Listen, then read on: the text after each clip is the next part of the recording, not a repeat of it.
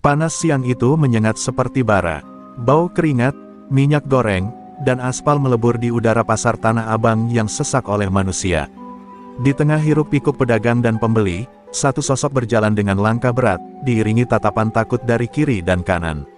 Dialah Rizky Gondrong, penguasa pasar yang namanya saja sudah cukup membuat nyali para pedagang menciut.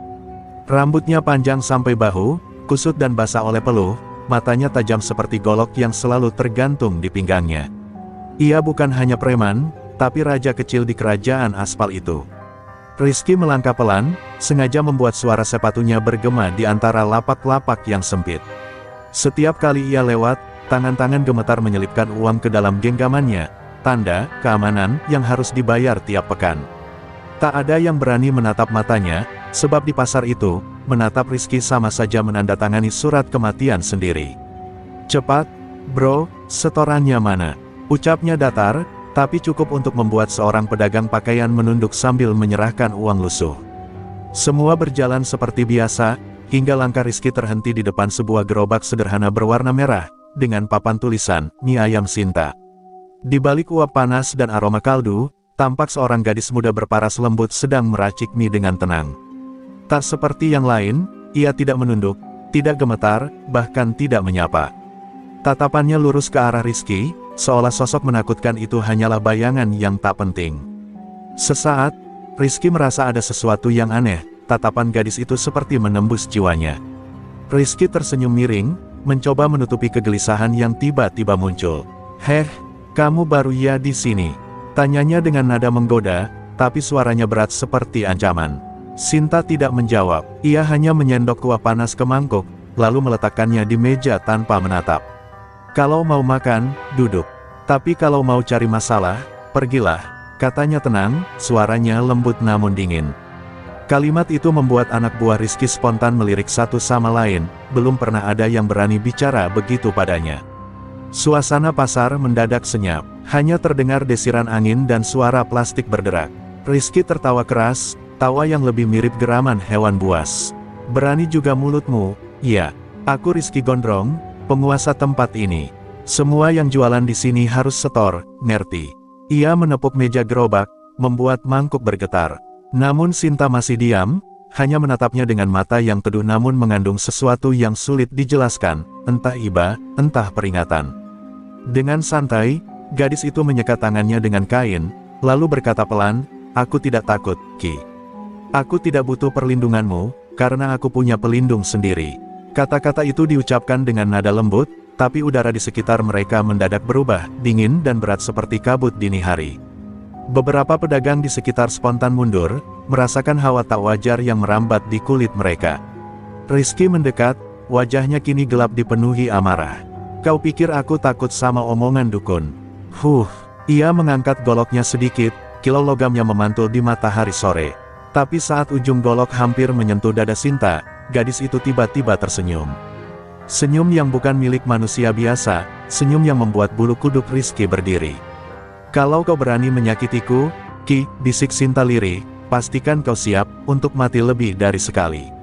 Seketika, hembusan angin panas menerpa pasar Tanah Abang. Bendera plastik berderai, dan uap mie ayam mengepul tinggi seperti kabut tipis yang menyelimuti mereka berdua. Di antara hiruk-pikuk yang kembali bergemuruh, satu hal menjadi jelas bagi semua orang yang menyaksikan dari jauh. Hari itu, penguasa Tanah Abang telah menantang sesuatu yang lebih gelap dari sekadar manusia.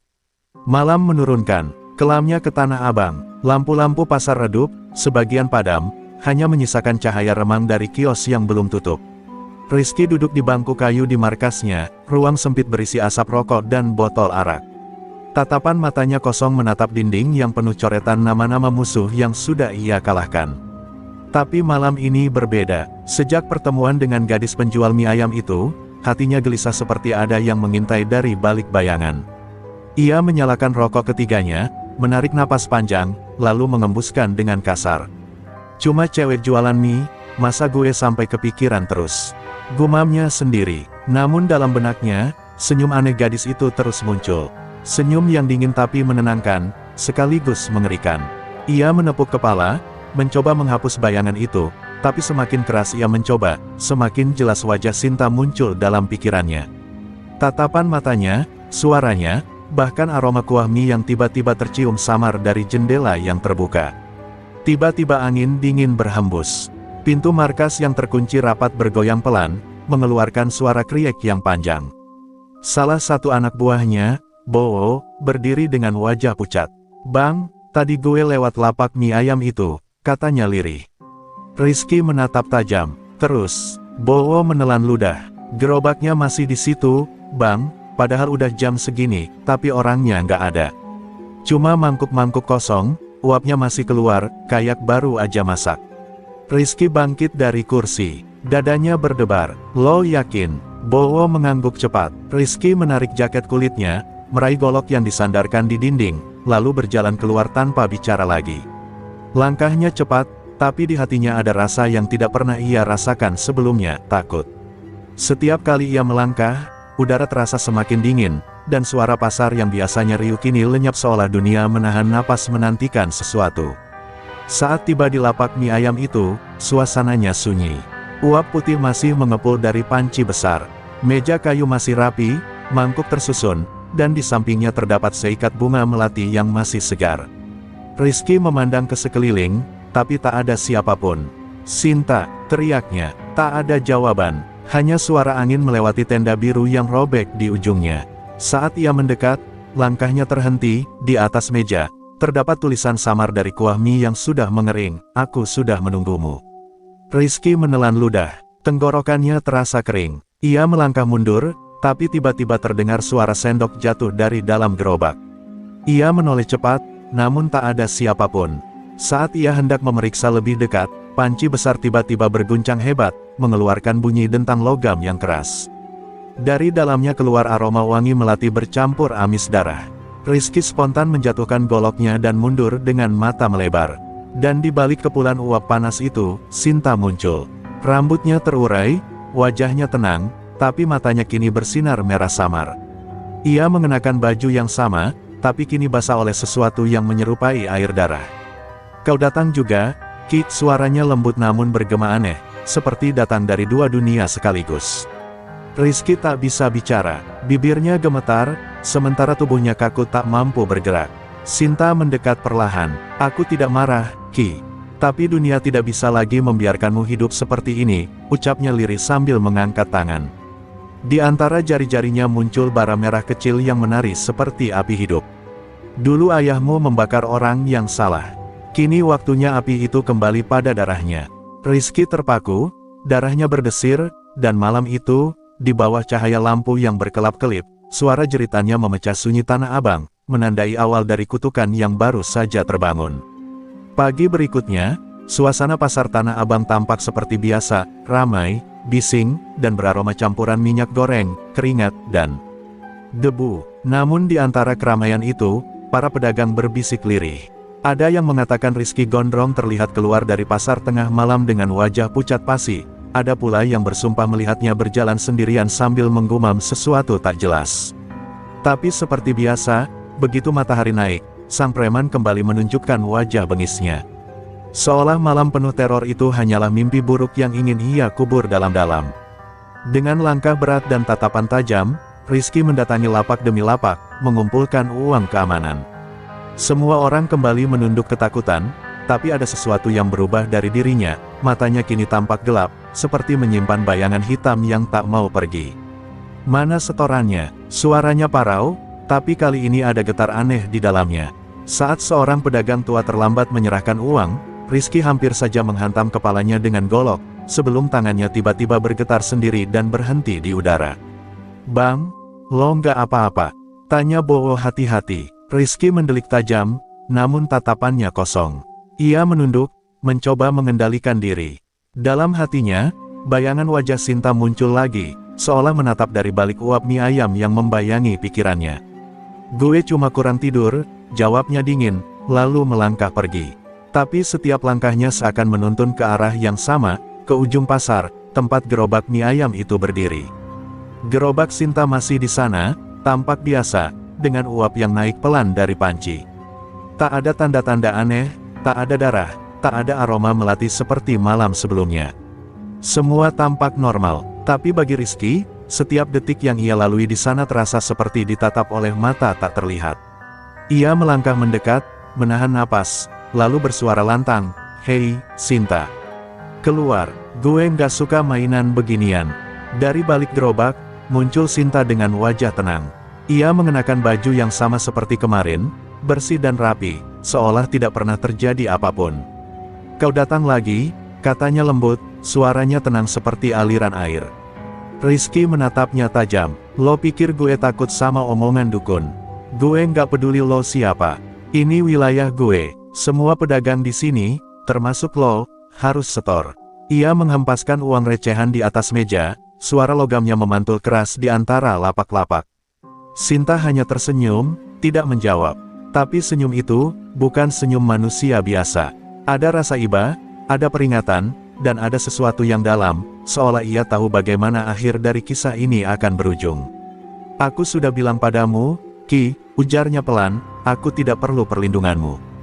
Justru kaulah yang harus dilindungi, dari dirimu sendiri." Kata-kata itu membuat Rizky geram. Ia mengangkat goloknya tinggi-tinggi, niat menakut-nakuti gadis itu di depan para pedagang yang kini menonton dari jauh. Namun, sebelum golok itu turun, Sinta mengangkat tangan. Angin berhembus aneh. Uap mie ayam yang keluar dari panci tiba-tiba membentuk pusaran kecil, berputar cepat lalu naik ke udara.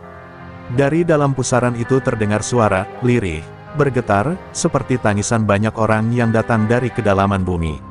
"Apa-apaan ini?" Rizky berteriak, tapi matanya tak bisa lepas dari uap itu. Sinta menatapnya tajam, senyumnya lenyap. "Itu suara mereka, orang-orang yang pernah kau hancurkan." Uap itu semakin pekat, membentuk wajah-wajah samar yang seolah memanggil nama Rizky. Ia melangkah mundur, wajahnya pucat, napasnya berat. Untuk pertama kalinya dalam hidupnya, Rizky Gondrong merasa takut bukan karena manusia, tapi karena sesuatu yang tak terlihat dan mungkin tak bisa mati. Dan di tengah pasar yang kini senyap, satu kata terakhir dari Sinta terngiang di telinganya, menggema seperti kutukan. "Ini baru awalnya, Ki." Malam itu, Rizky tak bisa tidur. Di dalam kamar sempitnya, hawa panas seperti bara menyesakkan dada. Ia terbangun, berkali-kali dengan napas terengah, tubuhnya berpeluh, seolah habis berlari berjam-jam. Di depan cermin, wajahnya tampak pucat, matanya cekung, dan kulitnya memerah seperti terbakar dari dalam. "Apa yang lo lakukan ke gue, Sinta?" Geramnya, menatap bayangannya sendiri yang perlahan tampak berubah, kulitnya melepuh, lalu kembali utuh, lalu melepuh lagi. Ia mengucek matanya, tapi bayangan itu tak hilang. Pagi datang dengan getir. Pasar Tanah Abang tampak berbeda hari itu, burung-burung tak berani hinggap, dan udara terasa berat. Pedagang-pedagang berbicara pelan, menatap ke arah kios Rizky yang tak seperti biasanya ramai oleh anak buahnya. Tak ada tawa, tak ada suara kasar, hanya keheningan ganjil yang membuat bulu kuduk berdiri. Beberapa orang bersumpah melihat bayangan hitam melintas di depan markas Rizky menjelang subuh. "Itu bukan manusia," bisik seorang ibu pedagang kain dengan wajah ngeri. Siang harinya, Rizky mencoba menenangkan diri dengan berkeliling pasar. Tapi di setiap langkahnya, tatapan para pedagang terasa berbeda. Mereka menunduk bukan karena takut, melainkan iba. Ia melihat pantulan dirinya di kaca toko, matanya merah, dan di belakangnya, ada bayangan samar berbentuk wanita berambut panjang. Ia menoleh cepat, tapi tak ada siapapun. Hanya angin yang berhembus membawa aroma melati yang anehnya semakin kuat. Bowo datang terburu-buru dengan wajah panik. "Bang, 2 orang anak kita, Anton sama Dadan, ditemukan mati di belakang pasar." Suaranya bergetar. Rizky menatapnya kosong. "Mati gimana?" "Gue nggak tahu, Bang." Tubuh mereka utuh, tapi matanya kebuka, kayak lihat sesuatu yang bikin gila. Rizky menelan ludah. Sekujur tubuhnya mendadak dingin. Ia tahu, ini bukan kebetulan. Ini peringatan. Menjelang sore, hujan deras turun tiba-tiba. Pasar seolah berubah jadi labirin gelap. Rizky berdiri di depan lapak Sinta yang kini tertutup separuh tenda. Uap tipis masih mengepul dari panci, meski tak ada orang di sana. "Sinta!" teriaknya di tengah derasnya hujan.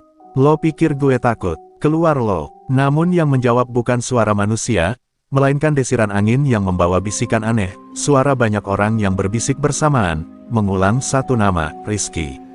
Rizky. Ia berusaha berlari, tapi langkahnya terasa berat, seolah tanah di bawah kakinya menarik ke bawah. Dari genangan air, ia melihat pantulan wajahnya sendiri berubah, kulitnya retak seperti arang, matanya merah menyala, dan di belakangnya, bayangan Sinta berdiri dengan senyum tenang. Rizky memekik, jatuh tersungkur, memukul tanah berkali-kali seolah bisa menghancurkan ketakutan itu. Tapi semakin ia berontak, semakin kuat rasa panas yang menjalar di tubuhnya. Ketika petir menyambar, semua lampu pasar padam. Dalam kegelapan itu, Rizky mendengar langkah kaki lembut mendekat. Sinta muncul dari balik tenda, mengenakan jubah hitam yang basah kuyup. "Kau menantang yang tak seharusnya ditantang," bisiknya, matanya berkilau di antara kilatan petir. Sekarang, api itu memilih tempatnya kembali. Ia mengangkat tangan, dan seketika tubuh Rizky terbakar oleh nyala yang tak terlihat. Ia menjerit, tapi tak ada api, tak ada asap, hanya rasa panas yang membuatnya berguling di tanah. Dan saat hujan reda, orang-orang menemukan Rizky tergeletak di tengah jalan pasar, tubuhnya utuh tapi matanya terbuka lebar, menatap kosong ke langit yang gelap. Di dadanya ada bekas seperti gosong api, berbentuk bunga melati. Sejak malam itu, tak ada satupun pedagang yang berani buka lapak selepas maghrib. Karena di setiap sudut pasar, tercium samar aroma mie ayam, dan suara perempuan berbisik di antara angin malam. "Kau belum selesai, Rizky." Angin dini hari berhembus lirih di atas atap pasar Tanah Abang yang masih basah oleh hujan semalam. Rizky terbangun dengan tubuh menggigil, duduk di ranjang reotnya sambil memegang dada yang terasa perih. Di sana, bekas gosong berbentuk bunga melati masih tampak jelas, berwarna kehitaman seperti luka yang tak bisa sembuh. "Apa ini? Apa yang dia lakukan padaku?" gumamnya serak. Tapi di hatinya, ia tahu, ini bukan luka biasa. Ini tanda dari sesuatu yang jauh lebih tua dan lebih kelam daripada sekadar dendam manusia. Suara samar terdengar dari sudut kamar, seperti bisikan halus di antara desir angin. "Rizky, kau mengulang dosa ayahmu." Rizky menoleh cepat, tapi hanya menemukan bayangannya sendiri di cermin retak. Ia menggenggam kepala, menutup telinga, namun suara itu tak mau pergi. "Dulu ayahmu membakar tubuh seorang wanita, dan kutukan itu kini berpindah padamu." Rizky berteriak, membanting kursi, tapi suaranya lenyap ditelan sepi. Di saat itu, ia sadar, ini bukan hanya balas dendam dari gadis mie ayam, ini warisan dosa darahnya sendiri. Pagi harinya, ia mendatangi seorang dukun tua di pinggiran Tanah Abang, seorang lelaki renta yang dikenal dengan nama Mbah Suro, penjaga ilmu-ilmu lama yang kini nyaris punah. "Mbah, gue diganggu sesuatu," katanya dengan wajah pucat. Dukun itu menatapnya lama, lalu berucap pelan, "Aku sudah tahu siapa yang kau ganggu. Dia bukan manusia sepenuhnya, Ki. Dia penjaga antara dunia hidup dan mati. Namanya Sinta, keturunan Rawa Rontek." Rizky mengernyit. "Rawa Rontek, itu dongeng," serunya, tapi tatapan Mbah Suro tetap tenang. "Dongeng hanya lahir dari kebenaran yang disembunyikan." Mbah Suro mengeluarkan kain tua dari peti kayu, di dalamnya terdapat jimat berbentuk bunga melati kering. "Ini lambang kutukan Rawa Rontek. Siapapun yang membunuh salah satu garis keturunan mereka, akan dibakar dari dalam tubuhnya, hidup-hidup, sampai dosanya lunas." Rizky menatap bunga itu dengan gemetar. "Jadi, Sinta itu?" "Ya," jawab Mbah Suro lirih, "dia cucu dari seorang perempuan yang dibakar ayahmu dulu, perempuan yang dulu menjaga pasar ini dari kekerasan." Rizky mundur selangkah, wajahnya kehilangan warna. "Gue nggak tahu apa-apa, Mbah. Gue cuma nerusin hidup." Tapi suara Mbah Suro menjadi berat, seperti gema dari masa lampau. "Darahmu membawa arang dari api yang sama. Kau tak bisa kabur dari api yang diwariskan." Di luar, angin bertiup kencang, membuat lampu minyak di gubuk itu bergetar, nyalanya meliuk seperti tarian roh. Tiba-tiba, suara langkah kaki terdengar di luar. Rizky menoleh, tapi Mbah Suro mengangkat tangan. "Jangan keluar, dia sudah datang." Rizky menegang. Dari celah pintu, terlihat bayangan perempuan berambut panjang berdiri di tengah kabut. Matanya berkilau merah redup, dan dari tangannya menetes air, entah hujan, entah darah. Suara lirih itu kembali terdengar, "Kau bisa lari, Ki, tapi tak bisa sembunyi dari warisanmu sendiri." Rizky mundur ketakutan, tapi tanah di bawahnya tiba-tiba bergetar. Api kecil muncul di ujung jari kakinya, merayap pelan ke atas, membakar udara tanpa menyentuh kulit. "Mbah, tolong gue," teriaknya panik. Tapi Mbah Suro hanya menunduk. Api itu bukan musuhmu, Ki. Itu penuntunmu menuju kebenaran. Dan di tengah nyala api yang semakin membesar, Rizky menatap keluar jendela, melihat sosok Sinta berdiri di bawah hujan tipis, tersenyum samar dengan bunga melati putih yang menempel di dadanya.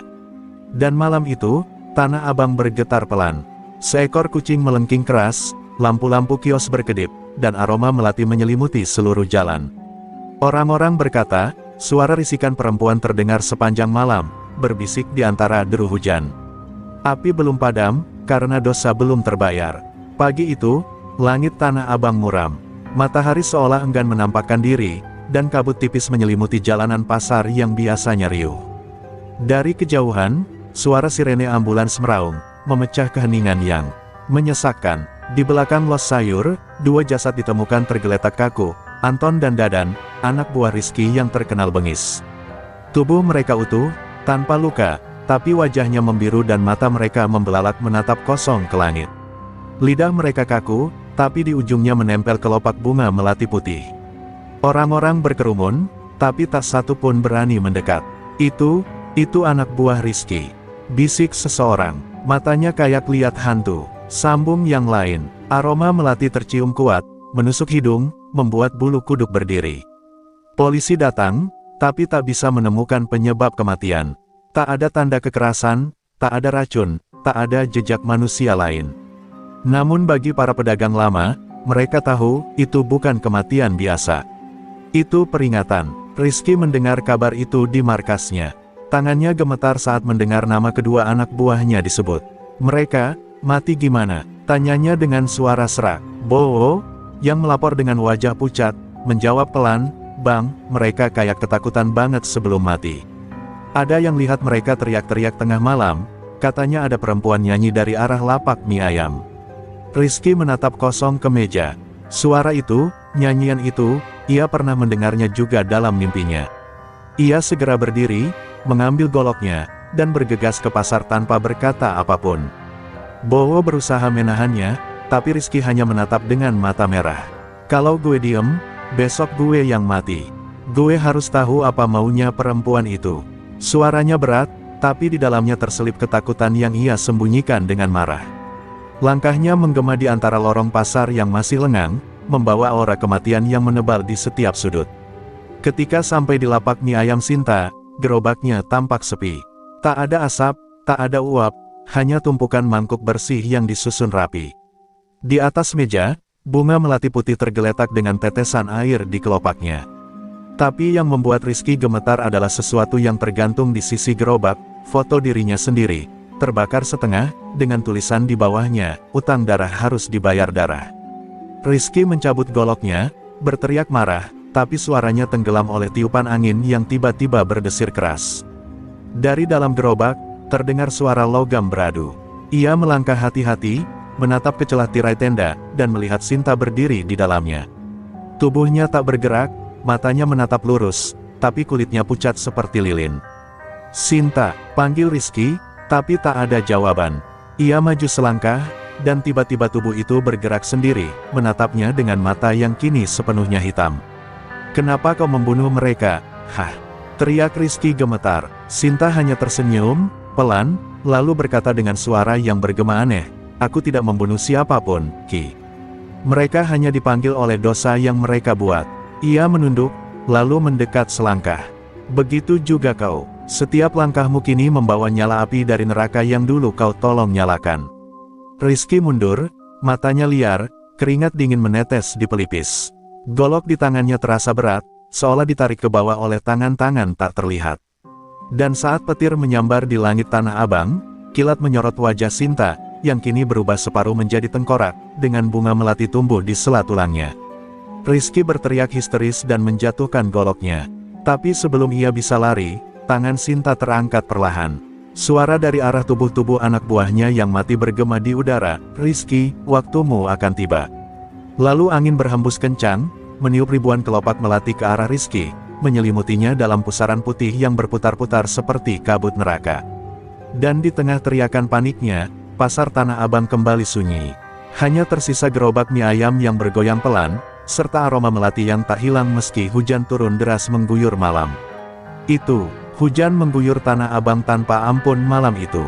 Air mengalir deras di sepanjang gang-gang sempit pasar, membasahi lapak-lapak yang sudah ditinggalkan pedagang. Namun di tengah kegelapan itu, sosok Rizky Gondrong berjalan terhuyung, tubuhnya basah kuyup, matanya merah penuh amarah dan ketakutan. Di tangan kanannya, ia masih menggenggam golok berkarat yang kini meneteskan air bercampur darah entah dari mana. Suara langkahnya menimbulkan cipratan kecil di genangan air, mengiringi napasnya yang berat seperti binatang terluka. Ia berhenti di depan gerobak mie ayam yang tadi pagi menjadi sumber malapetaka. Gerobak itu kini rebah miring, separuhnya terbakar, namun anehnya aroma melati tetap tercium kuat meski tersapu hujan. Rizky menatapnya lama, lalu berteriak lantang menantang langit, "Sinta, kalau kau bukan pengecut, keluar dan hadapi gue." Suaranya menggema di antara deru hujan, tapi tak ada jawaban selain desiran angin dan bunyi seng beradu. Beberapa detik kemudian, angin mendadak berhenti. Hujan seolah tertahan di udara. Dari balik bayangan reruntuhan kios, muncul sosok perempuan bergaun merah basah kuyup. Rambutnya terurai menutupi wajah, tapi tatapan matanya menembus seperti bara api. Sinta melangkah perlahan ke arah Rizky, setiap langkahnya menimbulkan genangan yang beriak sendiri, seolah tanah menolak menyentuh kakinya. "Kau memanggilku, Rizky Gondrong." Suaranya lembut tapi menggema, menggetarkan dada siapapun yang mendengar. Rizky mengangkat goloknya, berusaha menahan gemetar yang tak bisa ia kendalikan. "Kau udah ambil nyawa anak buah gue. Sekarang hadapi gue langsung. Gue nggak takut sama ilmu lo." Namun dalam hatinya, ketakutan sudah menelan keberanian.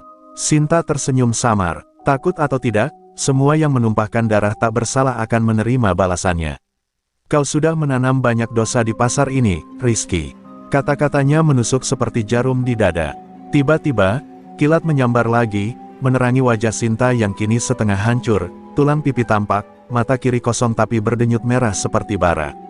Ia mengangkat tangannya perlahan, dan dari tanah di sekitarnya muncul tangan-tangan hitam menembus genangan air. Itu bukan bayangan, itu roh para korban Rizky, menjerit, menatapnya dengan mata putih kosong. Rizky mundur, matanya melebar. "Gila, apaan ini?" teriaknya ketakutan. Namun Sinta melangkah terus, suaranya dingin seperti petir yang tertelan malam. "Mereka hanya menuntut keadilan." Rizky menjerit marah dan berlari menyerang, goloknya melesat membelah udara dan menebas dada Sinta, tapi tubuh itu tak roboh. Goloknya hanya menembus udara dingin, seperti menebas asap. Saat ia menatap kembali, Sinta sudah berdiri tepat di belakangnya, membisikkan kata yang membuat darahnya beku, "Kau tak bisa membunuh orang yang sudah mati." Rizky menoleh cepat, tapi terlambat. Tangan Sinta mencengkeram dadanya, dan dari dalam kulit Rizky muncul semburat cahaya merah seperti bara yang menyala dari dalam tubuhnya. Ia menjerit kesakitan, berlutut, sementara hujan kembali turun menghantam keras. Di sekitarnya, roh-roh itu berputar, menjerit, dan melolong dalam pusaran air. Namun di tengah penderitaannya, Rizky menggertakkan gigi, memaksakan diri untuk berdiri. "Belum selesai," katanya lirih dengan darah mengucur dari bibir. Dengan sisa tenaga, ia menancapkan goloknya ke tanah, menatap Sinta dengan mata penuh dendam. "Kalau lo iblis, gue juga udah hidup kayak iblis seumur hidup gue. Gue nggak bakal kalah begitu aja." Ucapan itu bergema di antara petir. Sinta menatapnya dalam diam, matanya kini kembali manusiawi, namun ada air mata yang jatuh di pipinya. "Maka biarlah malam ini menjadi malam terakhir bagi salah satu dari kita," bisiknya pelan. Dan saat kilat kembali menyambar, dua sosok itu berdiri saling berhadapan di tengah hujan deras, Rizky Gondrong si penguasa pasar, dan Sinta si pemilik ilmu rawa rontek. Udara bergetar, genangan air bergolak, dan pasar Tanah Abang menjadi saksi dimulainya duel yang akan mengubah takdir mereka berdua. Petir menyambar langit Tanah Abang, memantulkan cahaya putih ke genangan air yang berkilau bagai cermin neraka. Di tengah pasar yang kini kosong, hanya dua sosok berdiri saling menatap dengan aura kebencian yang menyesakkan. Rizky Gondrong, tubuhnya penuh luka dan darah, menggenggam golok dengan tangan bergetar, sementara di hadapannya, Sinta, dengan wajah separuh tengkorak dan mata menyala merah, melangkah pelan di bawah hujan deras yang memukul bumi tanpa ampun. Angin berhembus deras, menimbulkan suara jeritan samar seolah ribuan arwah ikut menyaksikan duel itu.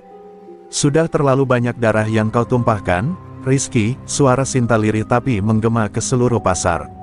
Sekarang waktunya darahmu sendiri menjadi penebus. Rizky mendengus, memuntahkan darah, lalu tertawa pahit. Heh, penebus, dari dulu gue gak pernah minta ampun. Hidup gue udah di neraka, jadi kalau mati pun gue gak takut. Ia menerjang maju, menebas dengan kekuatan penuh. Goloknya menembus tubuh Sinta, namun tak ada darah, tak ada luka. Hanya semburan asap hitam yang keluar dari luka itu. Tubuh Sinta bergetar, tapi ia tetap berdiri tegak, menatap Rizky dengan tatapan yang menusuk jantung. Tiba-tiba, dari tanah muncul tangan-tangan hitam, roh para korban Rizky, menyambar kakinya, menariknya ke bawah. Rizky berteriak, menebas ke segala arah, namun semakin ia melawan, semakin dalam ia tenggelam. Lepaskan gue, jeritnya panik. Sinta mendekat perlahan, suaranya dingin bagai kabut. Mereka hanya ingin kau merasakan apa yang mereka rasakan saat sekarat. Ketakutan, penyesalan, dan rasa sakit. Namun Rizky bukan orang biasa. Dengan teriakan marah, ia mencabut sebuah jimat dari kalungnya, sepotong kain kuning kusam dengan huruf Arab terbalik dan meremasnya kuat-kuat. Seketika api hitam menyembur dari tubuhnya, membakar roh-roh yang mencoba menariknya. Udara bergetar keras, dan Sinta mundur selangkah, wajahnya berubah tegang. Ilmu hitam, dari mana kau dapatkan itu? Rizky menatapnya tajam, tertawa liar. Dari guru yang sama kayak lo dulu, dari tempat yang sama lo belajar rawa rontek. Sinta terdiam sejenak, hujan deras tak mampu menutupi rasa terkejutnya. Jadi, kau murid Ki Jatmiko juga? Rizky mengangguk, senyum bengis terukir di bibirnya. Bedanya, gue pakai ilmu itu buat bertahan hidup, bukan buat jadi malaikat penolong kayak lo. Dunia ini gak butuh orang suci. Dengan itu, ia menancapkan goloknya ke tanah, dan semburan api hitam muncul dari balik genangan air, membentuk sosok-sosok bayangan menyerupai dirinya sendiri, 5 Rizky gondrong, masing-masing membawa golok dan aura kebencian. Sinta menutup matanya sejenak, lalu membuka dengan cahaya putih menyilaukan dari kedua bola matanya. Kalau begitu, aku akan hancurkan semuanya, termasuk kebencian yang mengikatmu. Ia mengangkat kedua tangannya, dan dari langit turun kilat yang menghantam tanah di sekitarnya. Api dan air berpadu dalam letupan besar, menciptakan gelombang energi yang membuat seluruh pasar bergetar. Dalam sekejap, bayangan-bayangan Rizky terlempar jauh, tapi yang asli justru menyerang balik, menerobos kilat dan menebas dada Sinta dengan amarah penuh dendam. Tubuh Sinta terlempar menghantam gerobak mie ayamnya sendiri. Kayu dan besi beterbangan, hujan darah menyiram tanah. Rizky tertawa keras, menatap tubuh Sinta yang rebah tak bergerak. Udah gue bilang, gak ada yang bisa bunuh Rizky gondrong. Ia berjalan mendekat, menendang tubuh Sinta yang diam. Tapi tiba-tiba, dari dada Sinta muncul cahaya merah menyala, memancar menembus langit. Tubuhnya mulai bergerak. Lagi, tulang dan dagingnya menutup kembali seperti dijahit oleh tangan tak terlihat. Rizky terpaku. Apa-apaan ini? Bisiknya gemetar. Sinta perlahan berdiri, matanya kini berwarna putih menyala. Aku sudah mati, Rizky, berkali-kali. Tapi ilmu rawa rontek membuatku hidup, sampai utang darahku lunas. Ia mengangkat tangannya, dan badai besar menggulung pasar Tanah Abang. Rizky berusaha bertahan, tapi angin dan cahaya melilit tubuhnya. Jeritannya tenggelam di antara raungan petir, sementara langit berubah merah. Di saat itulah, pertarungan sejati antara dua manusia terkutuk benar-benar dimulai. Langit di atas Tanah Abang kini tidak lagi hitam, melainkan merah darah. Petir menyambar ke segala arah, namun suaranya bukan lagi seperti guntur biasa, melainkan seperti teriakan ribuan jiwa yang haus keadilan. Di tengah pasar yang porak-poranda, genangan air berubah menjadi kolam merah, seolah menelan segala dosa yang pernah ditumpahkan di tanah itu. Rizky gondrong berdiri di tengah pusaran api dan air, matanya liar, tubuhnya bergetar, dan dari kulitnya keluar asap hitam yang mengeluarkan bau daging terbakar. Di hadapannya, Sinta berdiri tegak, gaun merahnya kini berkilau keperakan, rambutnya melayang di udara, dan sorot matanya bagai dua obor suci. Kau membuka gerbangnya sendiri, Rizky, ucapnya dingin. Gerbang tempat jiwa-jiwa yang tak tenang berkumpul. Rizky menatapnya dengan tawa setengah gila. Biarkan, kalau neraka pengin gue, suruh dia jemput sendiri. Ia menancapkan goloknya ke tanah, dan bumi bergetar hebat. Retakan terbuka di bawah kakinya, memperlihatkan kobaran api yang memancar dari dasar tanah. Dari celah itu, muncul tangan-tangan terbakar, roh-roh hitam yang terikat oleh dosa Rizky sendiri. Mereka melolong dan meronta, tapi bukan untuk menyerang Sinta. Mereka menyeret tubuh Rizky perlahan, menariknya ke dalam kobaran api. Rizky menjerit keras, menebas tangan-tangan itu dengan goloknya, namun setiap kali satu terputus, dua lagi muncul menggantikan. "Jangan sentuh gue," teriaknya kalut. Tapi semakin ia melawan, semakin kuat tarikan dari bawah tanah. Sinta menatapnya dengan tatapan iba, bukan lagi amarah. "Ilmu yang kau pelajari dari Ki Jatmiko, bukan untuk kejahatan. Tapi kau memutar balik tujuannya, dan kini, akibatnya menelanmu sendiri." Ia melangkah maju, sinar putih dari tubuhnya menerangi sekitar. Roh-roh hitam itu mundur ketakutan, tapi Rizky yang sudah separuh tubuhnya tenggelam ke dalam api justru masih melawan. "Gue gak akan kalah. Ilmu gue belum habis." Dengan sisa kekuatannya, Rizky menghunus goloknya sekali lagi, mengarahkannya ke dada Sinta. Tapi sebelum sempat menebas, cahaya dari tubuh perempuan itu semakin menyilaukan. Sinta mengangkat tangannya dan berseru dengan lantang, "Kembalilah ke asalmu, wahai roh-roh gelap. Jangan lagi menodai bumi ini." Seketika kilatan cahaya putih meledak di antara mereka berdua, menelan semua suara, hujan, dan api dalam satu dentuman dahsyat. Dunia seakan berhenti berputar sejenak. Ketika cahaya itu mereda, Rizky berlutut dengan tubuh terbakar parah. Goloknya patah di tengah, matanya menatap kosong ke arah Sinta. "Jadi ini, balasan buat semua yang gue lakuin." Suaranya pelan, hampir tak terdengar. Sinta berjalan mendekat, menatapnya penuh iba. "Bukan balasan, Rizky. Ini penebusan. Kau bisa memilih, menyerah, atau tenggelam bersama dosa-dosamu." Air mata Sinta jatuh, tapi tak bercampur dengan hujan, jatuh ke tanah, dan seketika tumbuh bunga melati putih di tempat itu. Rizky menatap bunga itu lama. Tangannya gemetar, seolah hatinya yang keras mulai retak. "Sinta, gue cuma pengen orang takut sama gue, supaya gak diinjak lagi kayak dulu." Sinta tersenyum lembut, mendekat, dan meletakkan tangannya di dada Rizky.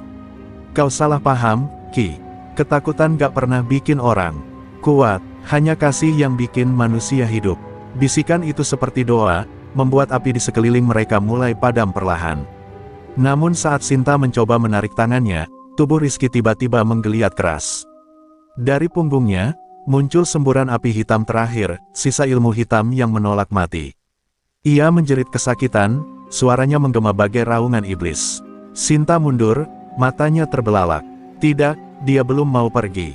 Dari retakan tanah, muncul kembali kobaran api, menelan mereka berdua dalam cahaya merah menyala. Pasar Tanah Abang berguncang hebat, dan malam itu, gerbang neraka benar-benar terbuka untuk sesaat.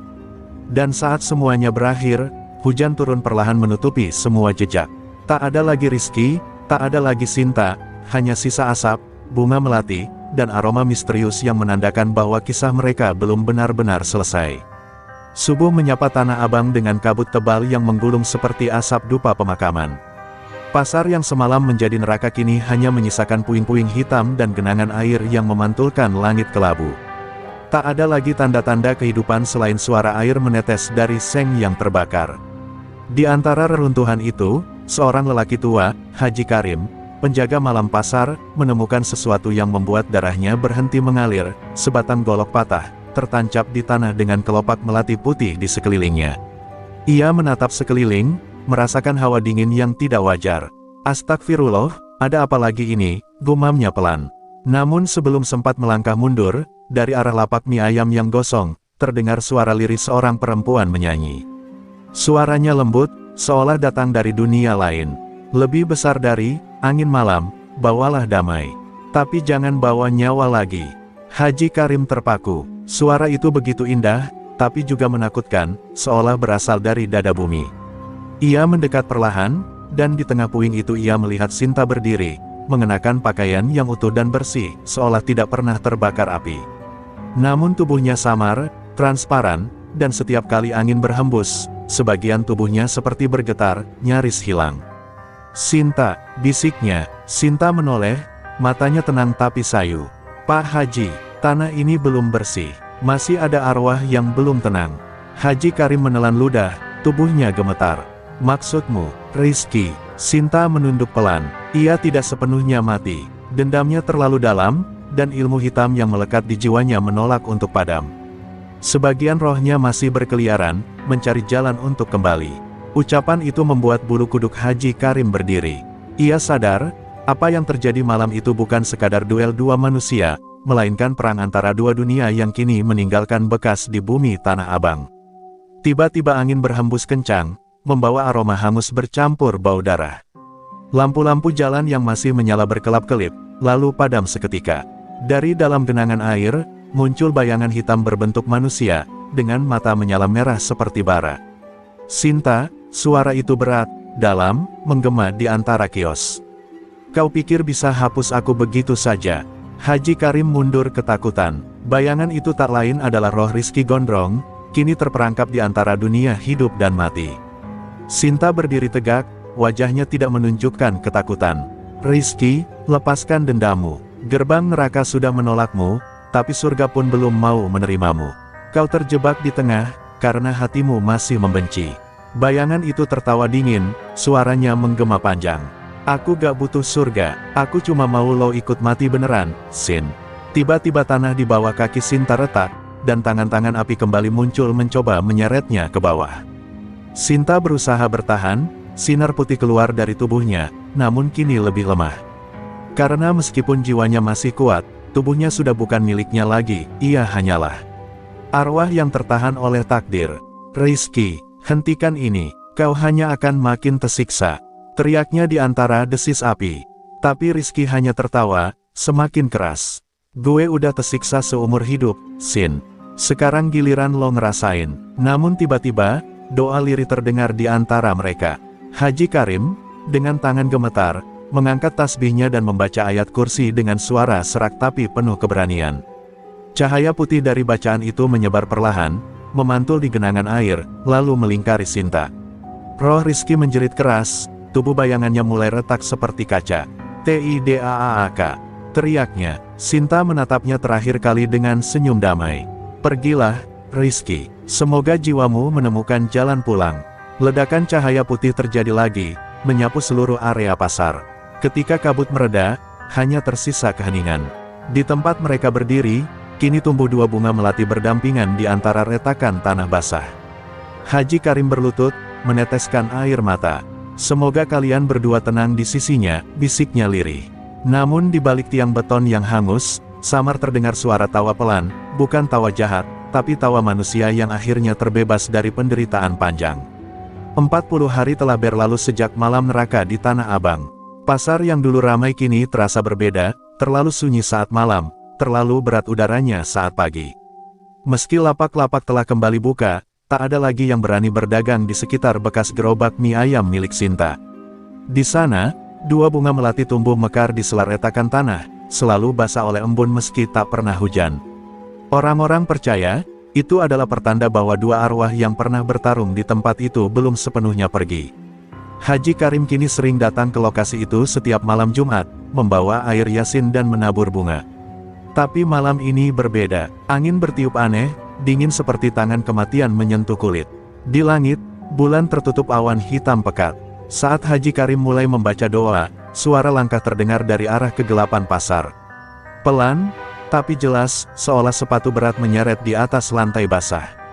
Ia menghentikan bacaannya, menatap ke arah datangnya suara itu. "Siapa di sana?" tanyanya gemetar. Tak ada jawaban, hanya desir angin dan bau melati yang tiba-tiba sangat kuat. Dari balik bayangan, muncul sosok lelaki berambut gondrong, mengenakan jaket lusuh, dan berjalan terlatih. Wajahnya pucat, tapi sorot matanya kini tak lagi menyala merah. "Rizky Gondrong." Haji Karim terpaku, tasbihnya jatuh dari tangan. "Astagfirullah, kau bukan manusia lagi." Rizky berhenti beberapa langkah darinya, menatap melati di tanah, lalu menunduk. "Gue gak datang buat ganggu, Haji. Gue cuma pengen minta maaf." Suaranya serak, berat, tapi di dalamnya ada penyesalan yang nyata. Haji Karim mematung, antara takut dan iba. "Rizky, kau sadar apa yang sudah kau perbuat? Banyak jiwa yang menderita karena tanganmu." Rizky mengangguk pelan, menatap tanah. "Gue tahu, Haji. Setiap malam gue lihat muka mereka, anak buah gue, orang-orang yang gue palak, bahkan Sinta." Ia menatap ke arah bunga melati itu. Dia masih di sini, kan? Suaranya lirih, angin bertiup lembut, dan sehelai kelopak melati terlepas, melayang ke arah wajah Rizky. Ia menutup matanya, seolah merasakan sentuhan lembut dari masa lalu. Tiba-tiba, dari arah reruntuhan kios terdengar suara perempuan berbisik, "Ampunilah dirimu sendiri, Rizky." Haji Karim tersentak, tapi Rizky hanya tersenyum pahit. "Iya, Sin, gue nyesel." Ia berlutut, menyentuh bunga itu dengan tangan yang mulai tembus pandang. "Lo mati karena gue serakah. Tapi sumpah, gue gak bakal biarin arwah-arwah itu tersesat lagi. Gue bakal bantu mereka, meski jiwa gue sendiri gak tenang."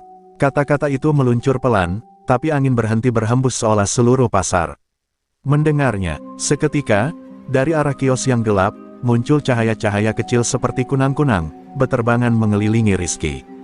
Haji Karim menatap takjub, menyadari bahwa itu bukan cahaya biasa, melainkan roh-roh yang dulu tersiksa, kini mulai tenang karena penyesalan Rizky yang tulus. "Ya Allah," gumamnya. Rizky menatapnya, tersenyum kecil. "Haji, kalau nanti ada angin dingin lewat sini, jangan takut. Itu gue, bukan buat nyakitin, tapi buat jagain." Tubuh Rizky mulai berpendar, perlahan memudar bersama cahaya-cahaya itu. Hanya suaranya yang tersisa di udara, lirih dan damai. "Tanah Abang udah cukup darah, Haji, sekarang biarin cuma doa yang tinggal." Saat kata-kata itu lenyap, bunga melati di tanah mekar sempurna, memancarkan aroma yang menenangkan. Haji Karim terisak, bersujud di tanah yang dingin. Ia tahu, malam itu bukan sekadar malam Jumat biasa, melainkan malam penebusan dosa bagi arwah seorang preman yang akhirnya menemukan kedamaian. Namun sebelum ia beranjak, angin berhembus pelan melewati telinganya, membawa suara samar, suara tawa lembut Sinta dan Rizky, bersahutan, seperti dua jiwa yang akhirnya berdamai setelah melewati neraka. Dan dari kejauhan, pasar Tanah Abang kembali terdengar seperti dulu, ramai, hidup, dan hangat, seolah malam kelam itu tak pernah terjadi. Sepekan setelah malam Jumat yang penuh misteri itu, pasar Tanah Abang kembali bergeliat seperti biasa. Namun ada satu lapak yang membuat para pedagang lain berbisik-bisik, lapak baru di bekas tempat jualan mie ayam milik Sinta. Seorang gadis muda bernama Rara, pendatang dari Cirebon, nekat membuka usaha di sana. Ia tak peduli dengan cerita-cerita seram tentang arwah Sinta dan Rizky Gondrong. "Saya cuma mau cari rezeki halal, Bang," katanya ringan pada Haji Karim saat diminta berpikir dua kali. Tapi malam pertama ia berjualan, suasana pasar berubah seperti dulu, angin dingin berputar, dan bau melati tiba-tiba menyeruak di udara. Rara menatap gerobaknya yang baru dicat warna merah muda, namun di bagian bawah kayu terdengar ketukan pelan. Ia kira tikus, tapi saat ia mengintip ke bawah, tak ada apa-apa. Ketika berdiri kembali, ia mendapati mangkuk mie ayam di atas meja sudah penuh padahal belum sempat ia isi. Di atasnya, tersusun rapi dua potong pangsit yang membentuk simbol silang. Rara membeku. "Siapa yang naruh ini?" bisiknya pelan. Tapi tak ada jawaban, hanya hembusan angin yang menamparkan wajahnya lembut, seperti belayan. Malam kian larut, satu persatu pelanggan pulang, dan Rara mulai membereskan dagangannya. Namun dari arah belakang, terdengar suara perempuan berbisik lembut, "Rezekimu bersih, jangan pernah kau jual dengan kesombongan."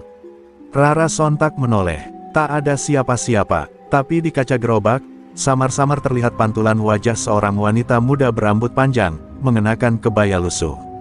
Ia tersenyum tenang, lalu perlahan menghilang seperti kabut. Rara menjatuhkan sendok dari tangannya, tubuhnya gemetar hebat. Keesokan harinya, ia menceritakan kejadian itu kepada Haji Karim. Lelaki tua itu terdiam lama, lalu berkata lirih, "Itu mungkin Sinta, dia menampakkan diri bukan untuk menakut-nakuti. Dia menjaga tempat itu agar tak digunakan oleh orang yang serakah seperti dulu." Rara menelan ludah, matanya memancarkan keteguhan. "Kalau begitu saya takkan lari, Haji. Biar saya berjualan di sini sambil mendoakan arwahnya setiap malam." Haji Karim menatapnya dengan rasa hormat. Ia tahu, keberanian gadis itu bukan karena keras kepala, tapi karena hati yang bersih. Malam berikutnya, Rara menyiapkan semangkuk mie ayam dan menaruhnya di sudut gerobak, sambil berucap pelan, "Untukmu, Mbak Sinta, dan abang yang dulu berbuat salah padamu." Udara di sekitar gerobak tiba-tiba terasa hangat, dan bunga melati yang ditaruh Haji Karim minggu lalu mekar kembali, seolah mendapat napas baru. Dari kejauhan, Seorang penjaga malam melihat cahaya lembut berwarna biru berputar di atas lapak itu, membentuk siluet dua sosok yang sedang duduk berdampingan, Sinta dan Rizky Gondrong, lalu lenyap bersama angin. Kabar itu menyebar cepat di seluruh pasar. Banyak yang datang malam-malam hanya untuk melihat gerobak keramat itu. Anehnya, sejak Rara berjualan di sana, tak pernah lagi terjadi pencurian, keributan, atau pemalakan. Pasar Tanah Abang mendadak damai seperti tak pernah punya masa kelam. Orang-orang mulai percaya, dua arwah yang dulu bertarung kini menjadi penjaga pasar. Rara hanya tersenyum setiap kali ditanya, tapi dalam hatinya ia tahu, setiap malam, saat ia menutup lapak, ia masih mendengar langkah pelan dan suara lembut berkata, "Terima kasih, Nak." Suatu malam, Rara bermimpi aneh. Ia melihat dirinya berdiri di tengah pasar, diapit dua sosok bersinar lembut. Sinta menatapnya sambil tersenyum. "Jaga tempat ini, jangan biarkan ketamakan datang lagi." Sementara Rizky berdiri di belakang, menunduk. "Maaf gue gak sempat bayar semua dosa gue, tapi lo lanjutin apa yang gue rusak dulu." Saat Rara hendak menjawab, cahaya terang menyilaukan matanya, dan ia terbangun dengan peluh dingin di dahi. Tapi di meja gerobak, semangkuk mie ayam masih hangat, meski ia yakin belum menyiapkannya. Pagi itu, ia membuka lapak lebih awal. Udara terasa berbeda, lebih segar, lebih damai. Bunga melati di sekitar gerobak tampak makin banyak, tumbuh liar namun indah. Saat seorang pelanggan lewat dan berkata, "Mie ayam di sini beda rasanya, ya kayak ada berkahnya," Rara hanya tersenyum. Dalam hatinya, ia tahu bahwa roh Sinta dan Rizky masih menjaga, memastikan pasar Tanah Abang tak lagi dikuasai oleh keserakahan, melainkan oleh doa, maaf, dan cinta yang sudah menebus luka masa lalu. Suasana damai pasar Tanah Abang yang mulai pulih perlahan terus berlanjut. Pedagang tertawa lagi, pembeli datang tanpa rasa takut, dan Rara menjadi sosok yang dihormati karena keberaniannya menjaga lapak bekas Sinta. Namun kedamaian itu terusik pada suatu sore ketika seorang pria berjaket kulit hitam muncul di antara kerumunan. Wajahnya tirus, matanya tajam, dan di pelipisnya ada bekas luka panjang. Ia berhenti tepat di depan gerobak Rara, menatap nama, "Mie Ayam Sinta," di papan atas dengan senyum sinis. "Jadi ini tempatnya," gumamnya lirih. Suaranya membuat Rara merinding tanpa tahu kenapa. Pria itu memperkenalkan diri dengan nada datar, "Nama gue Jafar," dulu tangan kanan Rizky Gondrong. Suasana di sekitar gerobak mendadak hening. Pedagang di sekitar langsung berhenti berbicara, beberapa mundur pelan. Haji Karim yang kebetulan lewat, langsung menatap pria itu dengan curiga. "Apa maumu datang ke sini, Nak?" tanya Haji Karim dengan suara berat. Jafar menatap lurus ke matanya. "Gue cuma mau tahu, apa benar Rizky udah hilang dari dunia ini?" Ucapan itu seperti belati yang menembus udara. Rara mencoba tegar, "Kalau Abang Rizky yang abang maksud, dia sudah tenang. Gak usah diusik lagi." Tapi Jafar justru tertawa pelan, suara tawanya getir. "Tenang, hah, lo pikir orang kayak dia bisa tenang? Gue lihat sendiri waktu tubuhnya kebakar, tapi gue juga tahu dia punya ilmu rawa rontek yang gak bisa mati begitu aja." Haji Karim terdiam mendengar itu. Mata tua itu menatap dalam-dalam ke arah Jafar, menyadari bahwa orang ini masih menyimpan amarah dan dendam lama. Sambil melangkah mendekat, Jafar meletakkan uang di atas meja gerobak. "Gue mau semangkuk mie ayam, tapi jangan yang biasa, gue mau mie yang dikasih doa sama arwah penjaga tempat ini." Suaranya penuh sindiran, tapi Rara tetap melayaninya. Saat ia menyiapkan pesanan, angin dingin kembali bertiup. Api kompor bergoyang liar, mangkuk bergemerincing pelan, dan tiba-tiba aroma melati. Menyeruak kuat sekali. Rara menggigil, dan Jafar menatap sekeliling dengan tatapan waspada. "Heh, jadi lo masih di sini, Ki?" katanya pelan, seolah berbicara pada udara.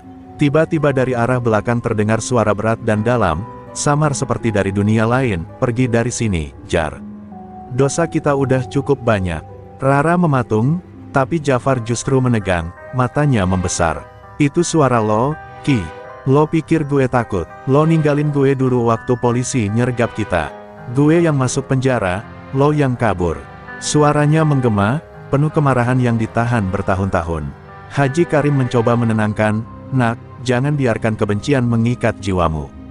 Tapi terlambat, angin berputar kencang, dan dari bayangan gerobak muncul siluet Rizky Gondrong, berdiri tegak dengan mata yang kini tak merah, tapi bersinar lembut. Gue gak datang buat lawan lo, Jar, gue datang buat minta maaf, ujar arwah Rizky pelan. Tapi Jafar menjerit, jangan sok suci lo. Lo udah ambil segalanya dari gue, harga diri, nama, bahkan hidup gue di jalanan. Ia mencabut sebilah pisau kecil dari saku jaketnya, mengayunkannya ke arah bayangan Rizky. Namun sebelum bilah itu menyentuh udara, pisau itu mencair seperti lilin, menetes di tanah. Jafar terpental ke belakang, terjatuh, dan menangis keras. Kenapa lo gak lawan, Ki? Kenapa lo gak balas? Rizky hanya menatapnya, tersenyum samar. Karena lo masih punya kesempatan buat hidup, Jar. Jangan ulangin dosa gue. Air mata Jafar mengalir tanpa henti. Ia menunduk, menggenggam tanah tempat pisau meleleh. Lo masih bisa maafin gue?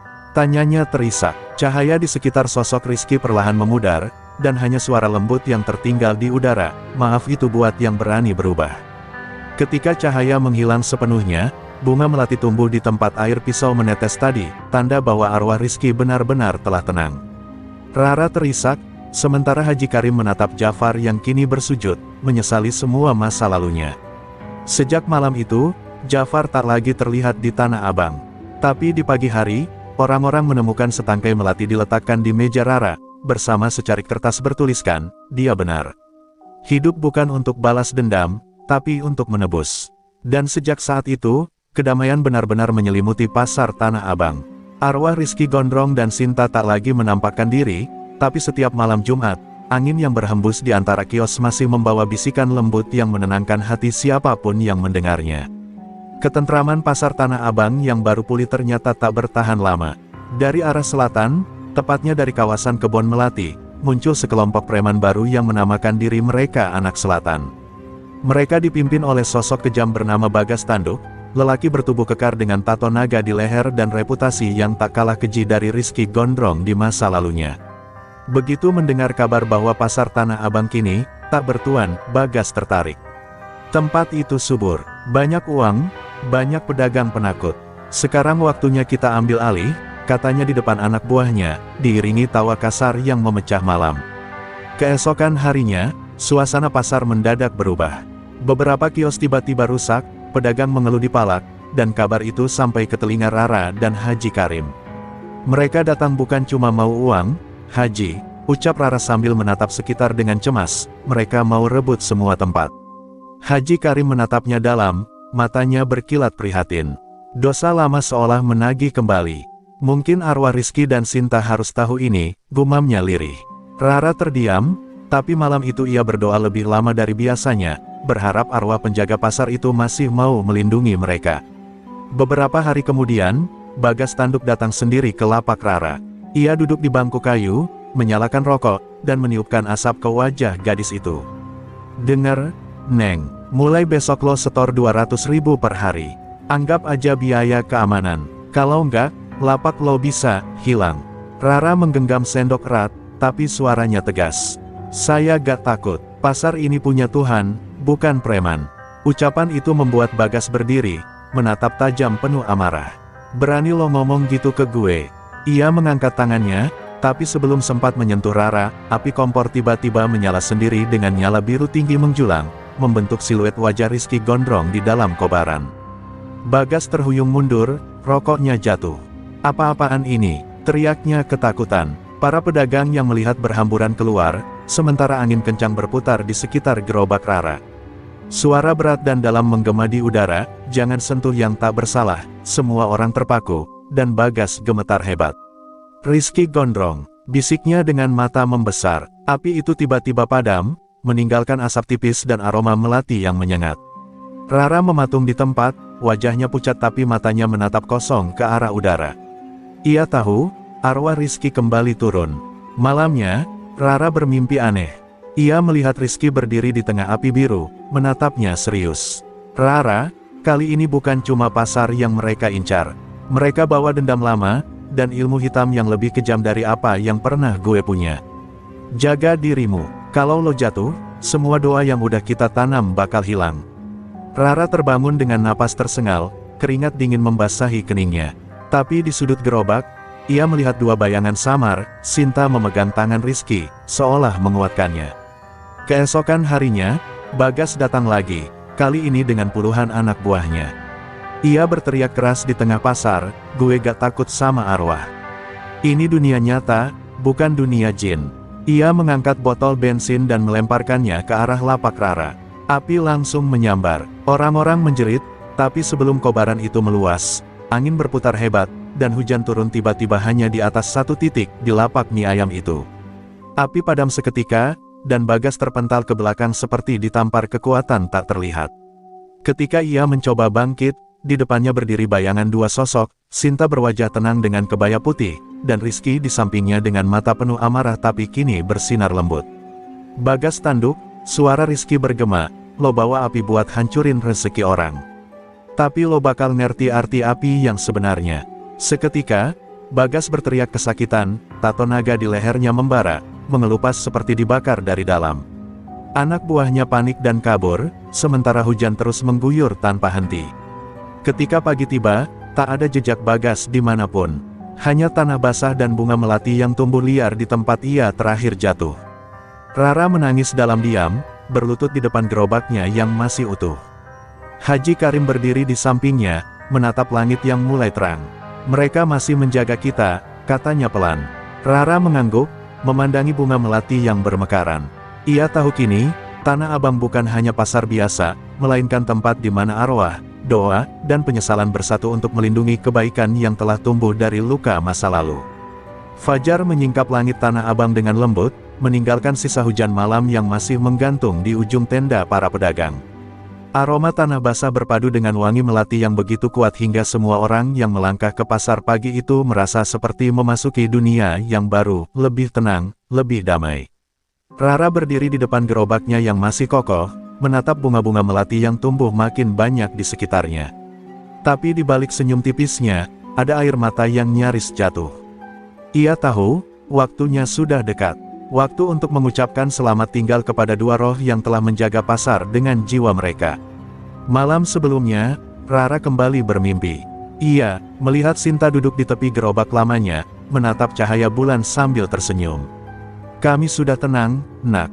Kau telah meneruskan apa yang kami gagal jaga dulu," ucap Sinta dengan suara lembut seperti alunan lagu.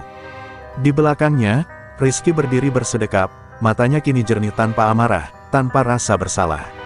Pasar ini sekarang hidup, gak ada lagi yang takut, gak ada lagi yang serakah. "Itu semua karena keberanian lo," katanya. Rara mencoba menahan air mata. "Jadi kalian mau pergi?" tanya Rara lirih. Rizky hanya mengangguk. Arwah yang damai harus pulang. Ketika matahari mulai terbit pagi itu, angin bertiup lembut di antara tenda-tenda. Haji Karim datang membawa seikat bunga melati dan sebotol air doa. "Hari ini kita kirim doa terakhir buat mereka," katanya pelan. Rara mengangguk, lalu bersama beberapa pedagang yang dulu pernah menjadi korban pemalakan, mereka berdiri mengelilingi lapak mie ayam itu.